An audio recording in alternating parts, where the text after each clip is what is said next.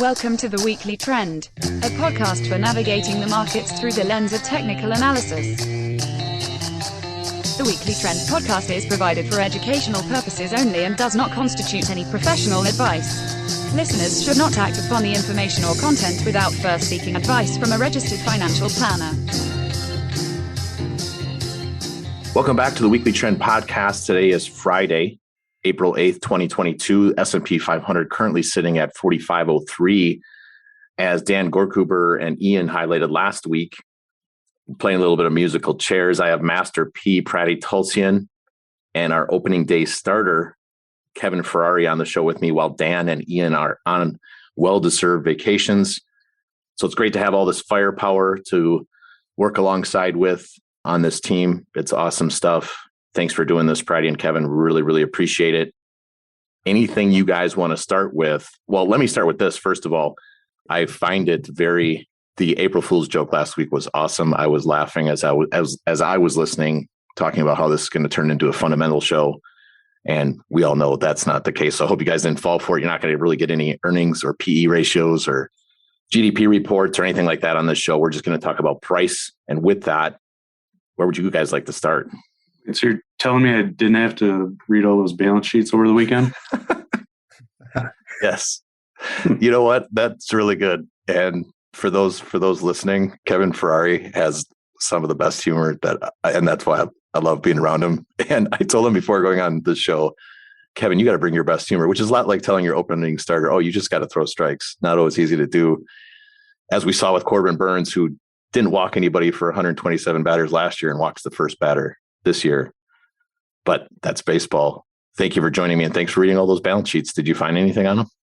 No, I didn't. I actually fell asleep, so I didn't really get too far through it. But yeah, a lot of interesting stuff. Trying to use my accounting minor for once, which didn't go very well. That's awesome. That's why we use charts. Mm-hmm.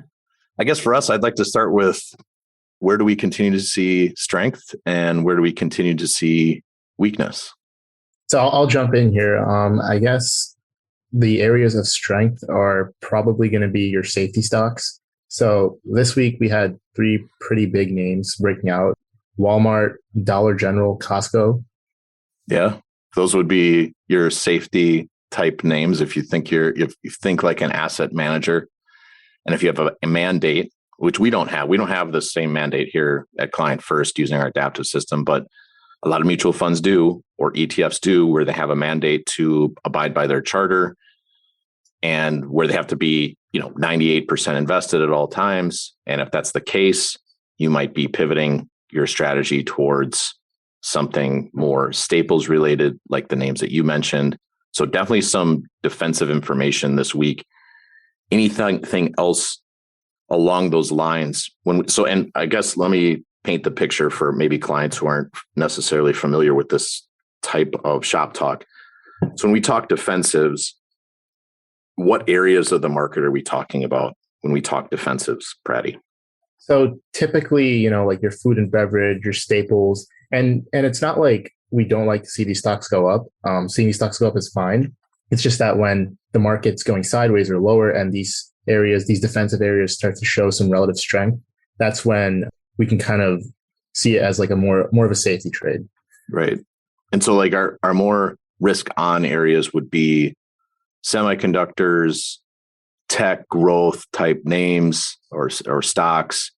And then you can make an argument from on a risk spectrum, right? If we go out to more emerging market type areas, frontier market type areas in the equity space.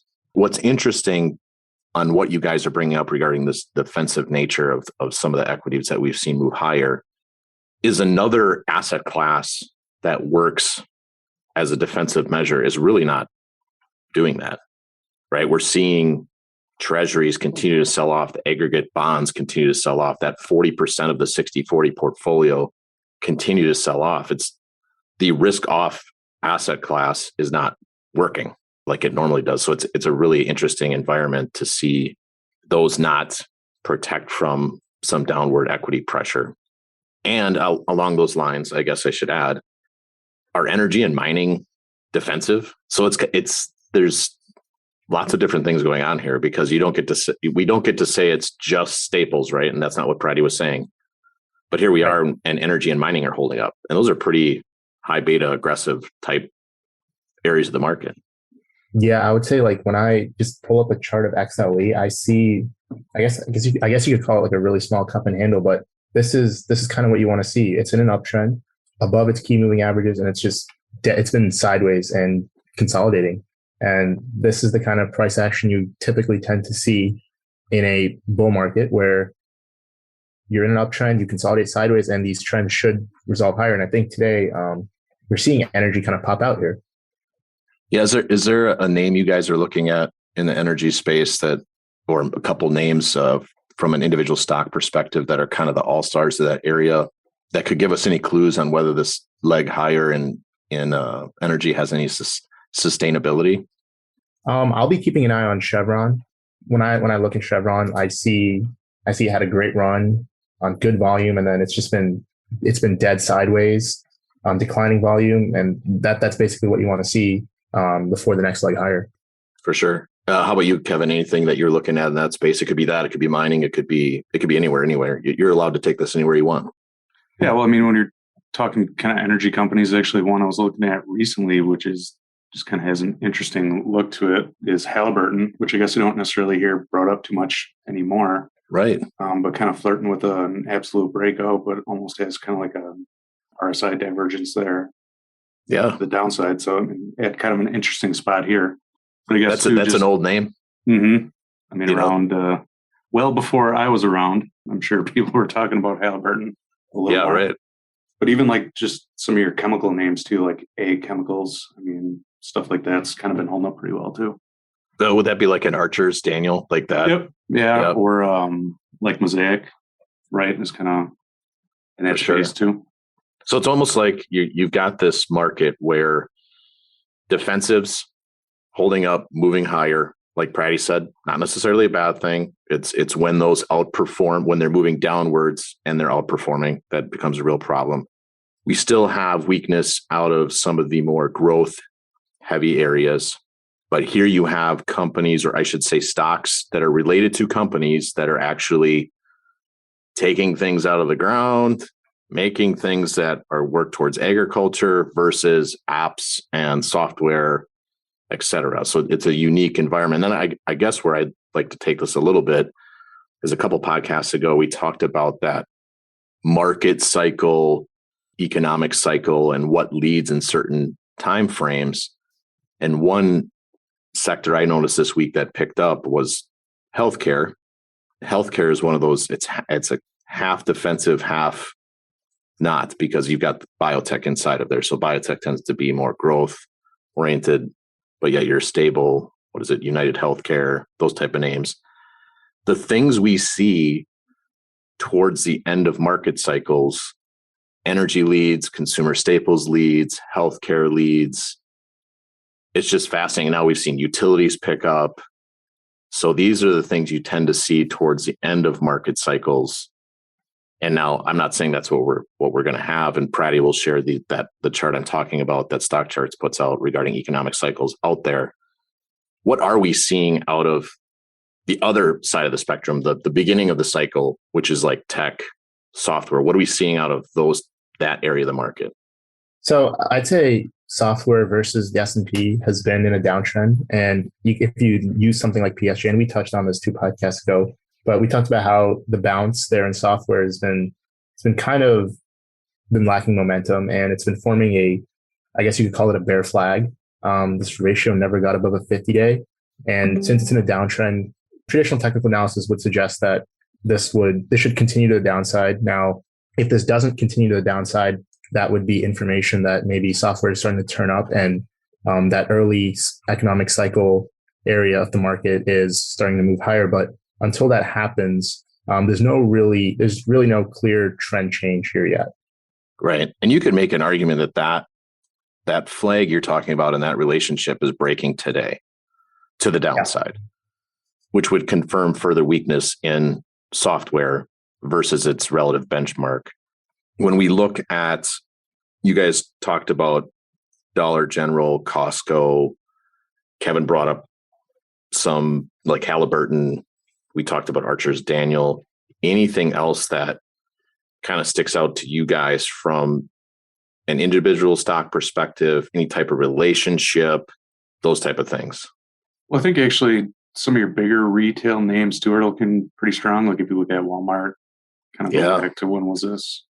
Earlier this month, kind of breaking out too, and Target's kind of flirting with it. So kind of seeing those bigger retail names too kind of turn it around and make a push.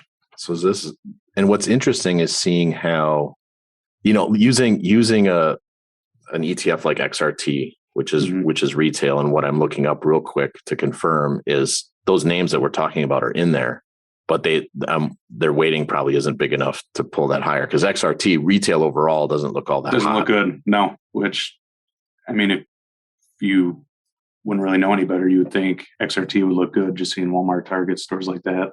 Yeah, for sure. That's what went through my head is like, well, if Walmart and Costco and Target are doing well then retail must be doing well overall, and that's not the case. And if you could make an argument that it's a flight towards quality in that area, because, and this is going to be very controversial, what I'm about to say. I don't need any, don't at me, don't send me hate DMs. But like some of the names that are in here, such as like GameStop and DoorDash, et cetera, some of those are controversial names. But retail overall is not out of the woods, but it's these quality names, these established names that are actually doing well, which is information too. We want to pay attention to that. And I think that also applies to, and we've touched about on this in the past, financials. Not everything is the same in financials. We look at regional banks and they look, Steve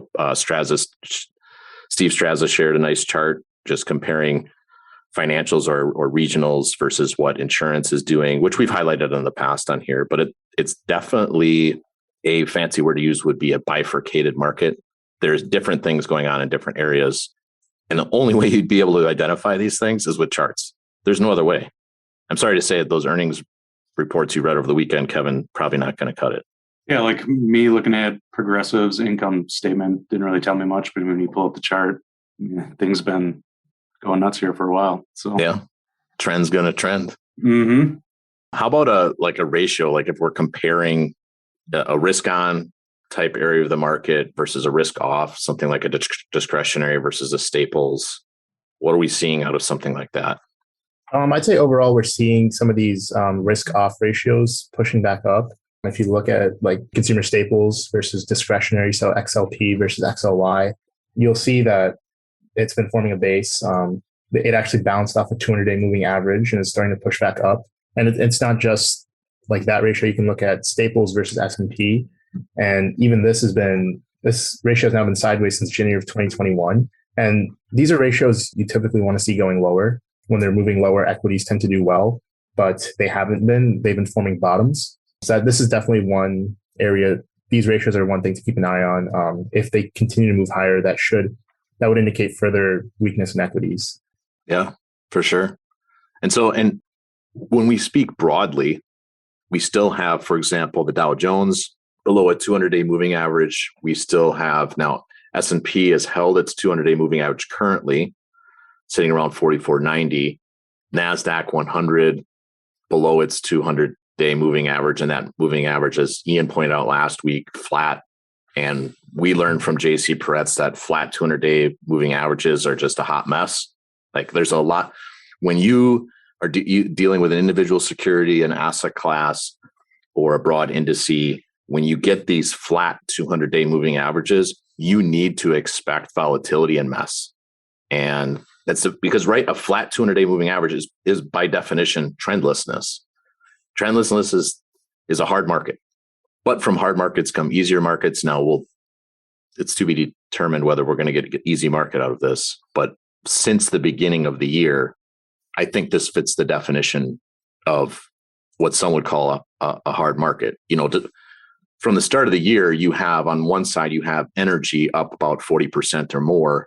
On the flip side, you've got IPOs down 27%, ARC down 33%, biotech down 17%.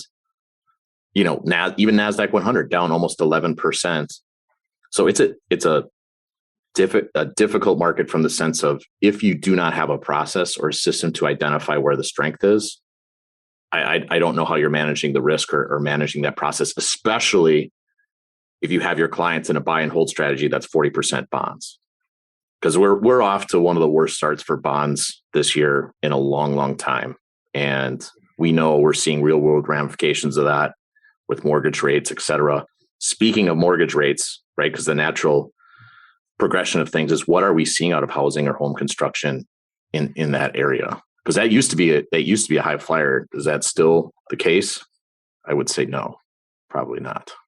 So if I look at something like IFTB, home construction, I mean, these things are all off their highs pretty significantly. Interest rates, what do you got, Pratty? What are you seeing from something like TNX or TYX? Still moving higher? So 10-year just logged a new high again today. I think it touched almost 2.7. Man, keeps moving higher. And that goes back to market set rates. The Fed doesn't. I know that's not fun for people because they like to sit there and gossip about what the Fed is going to do. But in the end, it's the market that sets the rate. Kevin, you shared some really good internal charts recently regarding some currency developments. What can you highlight there from a currency perspective? Yeah, so I know basically the main two ones I shared this morning was the dollar and then basically DXY. DXY, so like a trade-weighted dollar. Mm-hmm. So when you look at that on a long-term basis, like I was technically using a monthly this morning, you can kind of see it's getting to kind of an area of resistance here, or at least just a congestion area. So specifically on DXY, if you kind of look at roughly that 100 to, you call it like 103, 104 area there, it kind of starts getting a little messy up there, which actually even just looking at it today on the daily, it's kind of almost looking like it might be getting rejected there. Yeah, there's definitely, like to your point, from the 100 to 104, 105, this goes back to the late 80s, is an area where the trade weighted dollar. So it's not like dollar versus one currency. This is a trade weighted dollar. It's looking at the dollar, which the dollar is the largest currency out there if you look at everything. But it's comparing it versus a basket of currencies. It's at a level where we've seen resistance in the past. Dan shared a chart earlier this week internally that we tend to see small cap weakness with a rising dollar in this, at least in this current environment. That's not always the case. But if we break higher above 102 to 105, there's a lot of room. There's 15% more. And it's going to be interesting what that environment would look like if we're breaking above this level of resistance. Anything else there, Kevin? Any other currency or trade weighted currencies that you're looking at that could be at potential pivotal levels? Yeah, so actually, if you kind of look at the yen using JXY, so kind of trade weighted there too as well, right? It's actually kind of the opposite story of the dollar. It's getting to a point here, kind of around 80, where you'd expect it to have a little bit of support. And really, if it breaks through there, I mean, who knows where that thing's going to stop. Yeah, for sure. A lot of open space to the opposite side there. Actually, it's pretty interesting if you look at those against one another. So like DXY to JXY, actually that just recently broke out a couple days ago. So it's kind of interesting how you're getting both of those currencies kind of at opposite inflection points, and then the dollar breaking out to the yen just recently here. So, and that's breaking out of like a 7-year base in that pair. So dollar strength. Last time we saw this type of strength out of the dollar was in 2014. So we need to let Pratty get to his main priority today, which is getting an education at the University of Illinois. Pratty, before we let you leave the podcast, anything you want to highlight or touch base before you go? I guess I'll just bring up that same idea from 2 podcasts ago. Like, this is a market where you've got to be looking for longs and shorts. It's a mixed bag. There's areas that are holding up well. There's long opportunities. You'll see that in energy and mining, and more recently, some defensive areas like staples. At the same time, you got to be ready for software. If it decides to break down and goes lower, there will probably be short opportunities in small cap growth and software. Right. Exactly. So a two-way market, a bifurcated market, definitely in play. And so we'll see where this all pans out. But I thank you for joining us. I'll keep you on for a little bit here, Kevin. Pratty, have a good Friday and rest of your weekend. Thanks for everything you do for our clients. Much appreciated. Take care. Take care, everyone. See ya. All right, Kevin. I give a lot of props to Pratty for going to class. I don't miss it. I don't know if you do. No, absolutely not. I mean, well, the worst part is homework, right? I mean, the worst part of school just in general. So the best thing probably about being out of school is not having homework anymore. Right. The only homework we have, we get to do during the day. And it's looking at charts and getting our clients positioned in the right direction, using real world information, not hypotheticals, not Black-Scholes or modern portfolio theory, but actually using price and charts. It's a beautiful thing.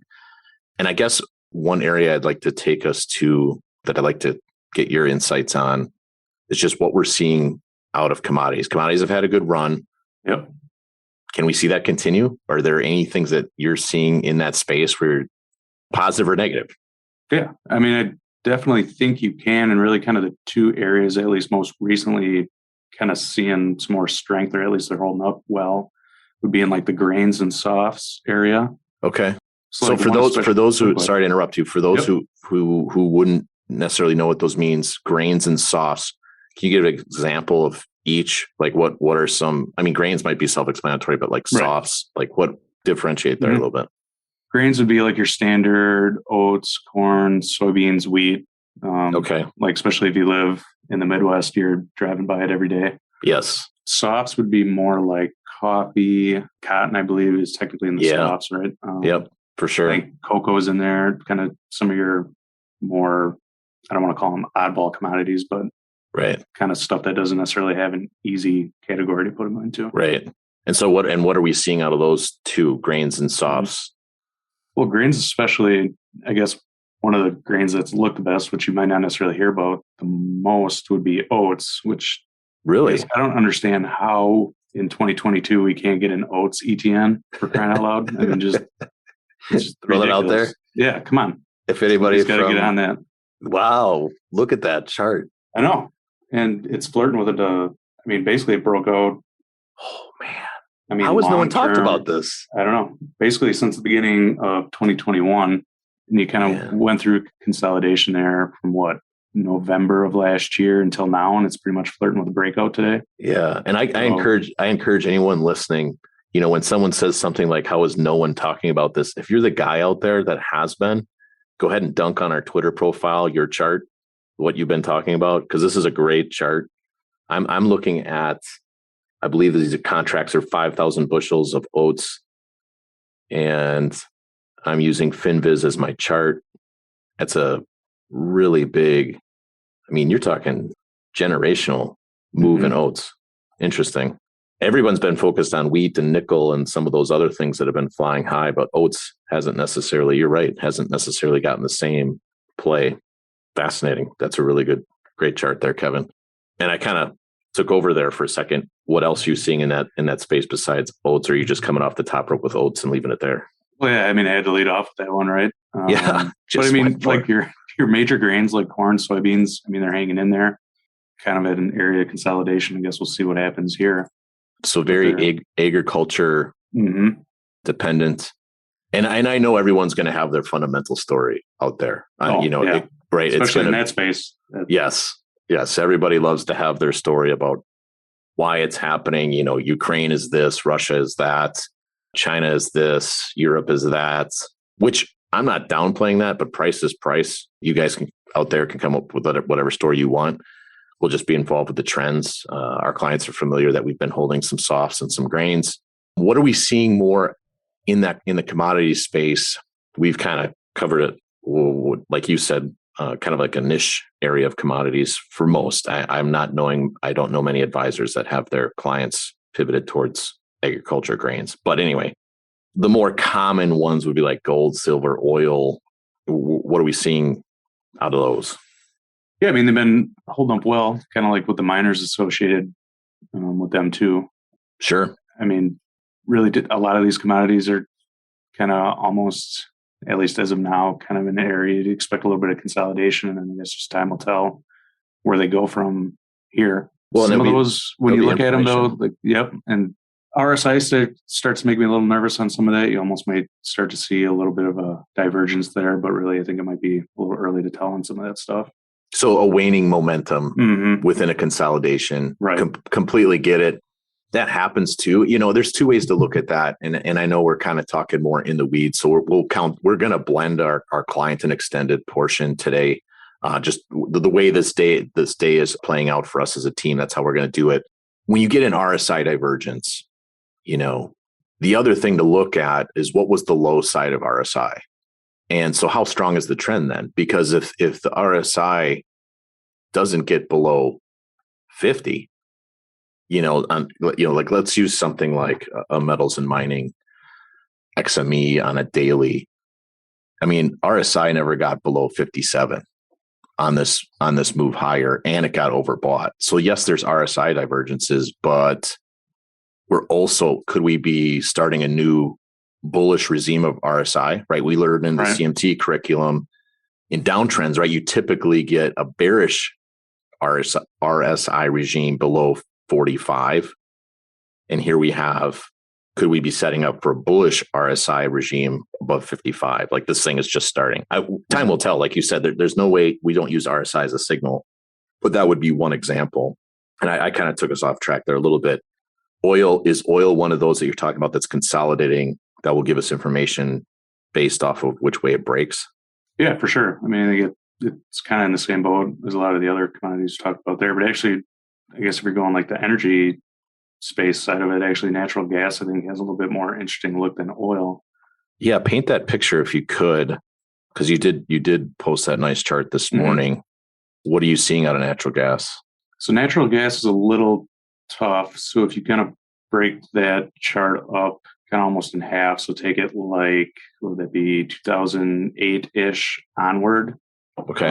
It's actually kind of flirting with a pretty nice breakout here. Are you using a natural gas futures? You have the futures. Okay. Or you can use GAZ as like the ETN version of it, which kind of shows the same picture.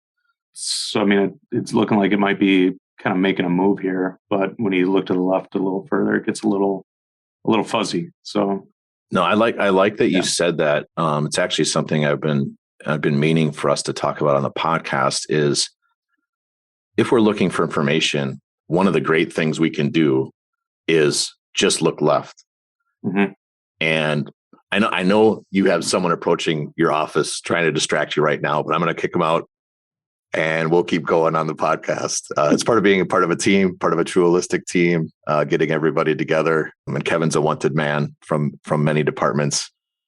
But from that, what can you highlight that base again from how big that base is for natural gas using a natural gas futures?